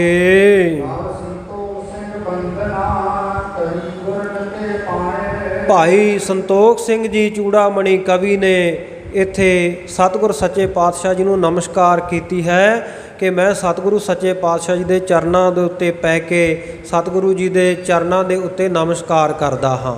ਸੋ ਇੱਥੇ ਇਸ ਪ੍ਰਸੰਗ ਦੀ ਸਮਾਪਤੀ ਹੈ। ਅੱਗੇ ਜਿਵੇਂ ਅਧਿਆਇ ਆਵੇਗਾ, ਸੰਗਤ ਨੂੰ ਸ਼ਸਤਰ ਧਾਰਨ ਕਰਨ ਦਾ ਹੁਕਮ, 3 ਪ੍ਰਕਾਰ ਦੇ ਯੋਧਿਆਂ ਦਾ ਵਰਣਨ ਤੇ ਹੋਰ ਬਚਨ ਜਿਵੇਂ ਸਤਿਗੁਰੂ ਜੀ ਕਰਨਗੇ, ਕੱਲ੍ਹ ਨੂੰ ਆਪਾਂ ਕਥਾ ਵਿੱਚ ਸਰਵਣ ਕਰਾਂਗੇ। ਅੱਜ ਦੀ ਕਥਾ ਵਿਚਾਰ ਦੇ ਪ੍ਰਸੰਗ ਵਿੱਚ ਹੋਈਆਂ ਬੇਅੰਤ ਭੁੱਲਾਂ ਦੀ ਆਪ ਸਮੂਹ ਸੰਗਤਾਂ ਨੇ ਖਿਮਾ ਬਖਸ਼ਿਸ਼ ਕਰਨੀ, ਗਰੀਬ ਨਵਾਜ਼ ਸੱਚੇ ਪਾਤਸ਼ਾਹ ਕਿਰਪਾ ਕਰਨ, ਆਪ ਜੀ ਨੇ ਸ਼ੁੱਧਤਾ ਲਈ ਅਰਦਾਸ ਕਰਨੀ। ਸਮਾਪਤੀ ਦੀਆਂ ਤੁਕਾਂ ਪੜ੍ਹ ਕੇ ਗੁਰਫਤਿਹ ਦੀ ਸਾਂਝ ਕਰੀਏ, ਅਰਦਾਸ ਵਿੱਚ ਹਾਜ਼ਰੀ ਲਵਾਈਏ ਜੀ। ਖਾਲਸਾ ਗਇਓ ਮਹਾਸੁਖ ਪਾਏ, ਤਵ ਸੰਤੋਖ ਸਿੰਘ ਬੰਦਨਾ ਕਰੀ ਗੁਰਨ ਕੇ ਪਾਏ।